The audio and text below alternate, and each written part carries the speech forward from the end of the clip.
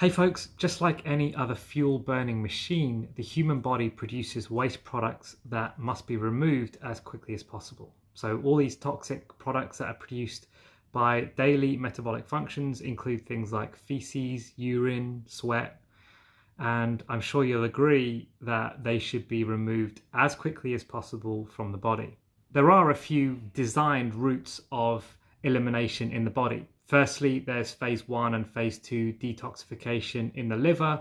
Of course, there's nutrient and water extraction that goes on in the intestines, and the kidneys also do some detoxification by way of filtering the blood. And most of the toxins that are removed in the body should ultimately end up in the toilet bowl. In contrast to this, the skin is used as a vicarious elimination zone. So that means detoxification only happens through the skin when the usual routes, those designed routes that we were talking about, have become congested or overtaxed or saturated. And so when you think of elimination through the skin, think of it a bit like a contraflow system on a highway. What we can see here is construction works happening in the usual south flowing carriageway, and so traffic is being directed into one lane of the north flowing carriageway in order to keep everything moving. So this looks like a mess while it's going on, but at least the traffic keeps moving and everyone ultimately reaches their destination. And vicarious elimination in the body looks a mess while it's happening, but ultimately all the toxins can escape from the body, and the body is able to protect itself against those toxins and protect those vital, important organs, like the lungs and the heart and the brain in the body. The body's primary instinct is survival. It knows that if these toxins are left to simmer in the body, the end result is going to be catastrophic, likely involving breakdown of the major key functioning organs in the body. And so the body does have an instinct for health and vitality, but primarily it keeps the body alive. And that's why things like vicarious elimination happen, so that toxins can leave the body and not cause damage to things that are much more important to the survival of the body. So eczema, as horrible a symptom as it is, that is all it is. It's a symptom. It's a signpost that the usual routes of elimination in the body are not working. There's a problem there. Vicarious elimination is happening.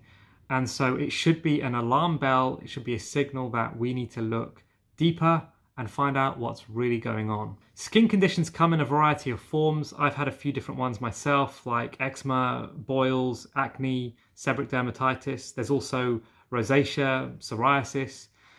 And all of these look different. They're given different diagnoses, different names by our dermatologists. But the root causes can be very, very similar. In fact, the root causes can be the same amongst all of us.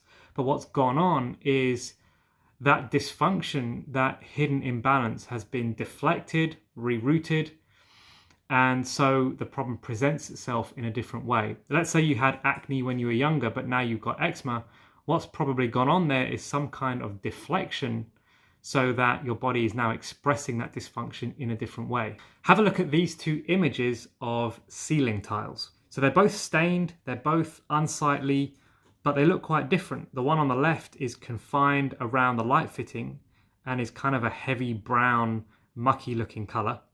And the one on the right is a light shade spreading out along the seams, and the tiles are bulging. And we could give these different appearances different names if we wanted to. Maybe we could call the one on the right the bulging ceiling tile syndrome, and then the one on the left the light fitting dark stain or something. I don't know, you could come up with names for what these are, but ultimately it's the root cause that needs addressing. Clearly there's a leaking pipe above the ceiling tiles that needs addressing, and we wouldn't be silly enough to just go ahead and replace the ceiling tiles in this situation.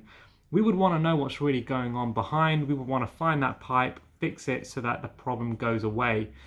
But somehow we don't use that same logic when it comes to our body.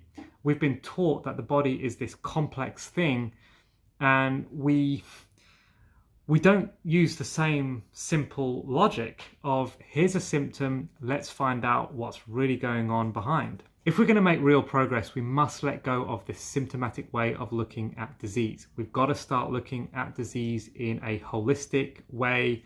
For sure, somebody with cancer, somebody with eczema may have had similar root causes. There may have been a similar original dysfunction in the body, but then that dysfunction or imbalance was deflected, rerouted, and it started to become expressed in different ways. Our genes decide a lot about the names of the diseases that we are diagnosed with, because our genetic construction varies from person to person, and so our body expresses those dysfunctions and imbalances in different ways. Therefore, they look different on the surface, and so they earn you different diagnoses. But really, the root causes are remarkably similar that sit behind all of these diseases. But often, the true root cause, the true original imbalance remains hidden forever.